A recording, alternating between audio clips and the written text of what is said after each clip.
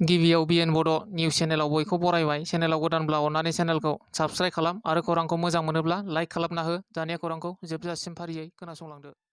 SI जन मुनिराबानि थार आरो न्यायनि दाबिजों गसाइगावनि इस्माइलपुराव गेदेर धरना हाबाफारि लादों।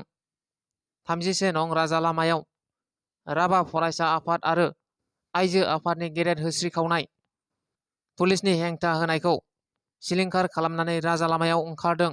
रोजा रोजा राभा हारिनि सुबुंफोरा एसआइ जन मुनिराबाखौ बुथारग्रा दायनिगिरिफोरखौ गोख्रों साजा होनो दाबि खालामनानै होस्रिखाव 31 नं राजा लामायाव न्याय दाबि खालामो।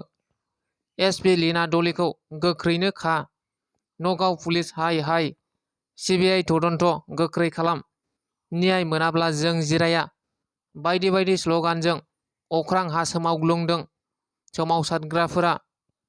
थाबैनो जन मुनिराबानि बुथारग्रा दायनिगिरिखौ गोख्रों साजा होआब्ला बेनिख्रुइ गोख्रोंसिन सोमावसारगोन होनना हुमखि होदों राभा फरायसा आफाद आरो आइजो आफादफोरा।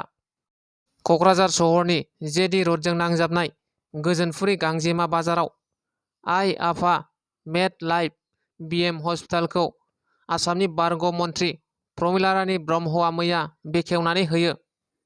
गोदानै बेखेवनाय आइ आफा मेड लाइफ फाहामसालिनि फाहामगिरि निजोम महिलारिया बुङोदि बे हस्पिटाला रायजो राजाफोरनि थाखाय 24 घन्टा जेब्लायबो खुलायैनो थागोन। लोगोसे आइ आफा मेड लाइफ हस्पिटालनिफ्राय बेरामिफोरखौ लांलाय लाबोलाय खालामनायनि थाखाय एम्बुलेन्स थागोन होननानै बुंदों। मख'नो गोनांदि बे गोदानै खुलिनाय आइ आफा मेड लाइफ हस्पिटालाव गासैनिबो फेसिलिटि थाजोबगोन होनना बुंदों।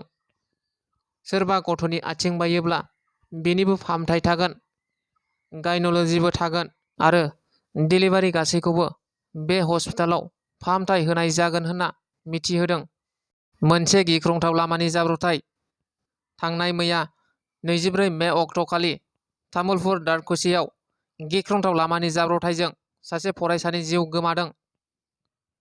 बे गिख्रंथाव लामानि जाब्रबथायाव एफेली गामिनि थागिबि प्राणेश्वर दासनि फिसाजो हिमानी दास मुंनि 10 थाखोआव फरायनाय फरायसाया टिउसन लानो फैनाय समाव भारत-भुटान लामानि साखाथियाव AS25 AC 5970 नाम्बारनि गंसे आल्ट्रा बासजों एक्सिडेन्ट जानानै जिउ गोमायो।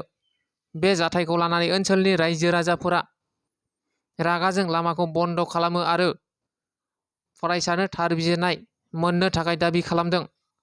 लोगोसे बे लामानि जाब्रबथायाव जिउ खहा जानाय फरायसानि देहाखौ तामुलपुर पुलिस थानायाव लानानै थाङो। मख'नो गोनांदि जाथाय जानायनि बेसेबा गोबाव समनि उनावसो साखाथियाव थानाय पुलिस थानानि मावफारियाफोरा जाथाय जानाय जायगासिम सौहैदोंमोन। बेखौ लानानैबो ओनसोलनि रायजो राजाफोरा पुलिस मावफारियाफोरनि सायाव रागा जोंखांदों। हाबा जानायनि 4 दान उनावनो बिहामजोखौ बुथारदों। फिसाय आरो बिहाव लोगो नांनानै बुथारदों होनना हिन्जावनि नखरनिफ्राय अजद होदों। बाक्सा आनन्द बाजार बरथारिनि करिश्मा तालुकदार मुंनि सासे आइजोखौ 4 दाननि सिगां हाबा खालामदोंमोन। रङियानि थागिबि देबेन दासनि फिसाज्ला पल्लब दासआ हाबानि माखासे सान उनाव बिसिखौ लानानै काछाराव बिफाजों लोगोसे भारा न'आव थाहैदोंमोन। पल्लब दासआ हरनि समाव मिथिस्लाब मोनै गावनि जिउखौ फोजोबनानै लादों होननानै हिन्जावनि नखराव खौरां हरदोंमोन। पल्लब दासआ फारसेथिं खौरां हरनायनि एसे उनावनो पुलिसआ नायबिजिरनानै करिश्मा तालुकदारखौ बुथारदों होननानै मिथिहोयो।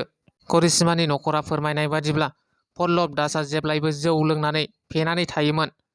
बे समाव करिश्मा तालुकदारनि नखरा बिफा फिसाज्ला लोगो नांनानै करिश्मा तालुकदारखौ बुथारदों होननानै हिन्जावनि नखरनिफ्राय अजद होदों। लोगोसे जाथायनि सायाव नायबिजिरनानै दायनिगिरि पल्लब दास आरो बिफा देबेन दासखौ फासि होनांगौनि दाबि दैखांदों करिश्मा तालुकदारनि नखरा। दिनैनि खौराङा बेखिनियानो। गोजोन्थों।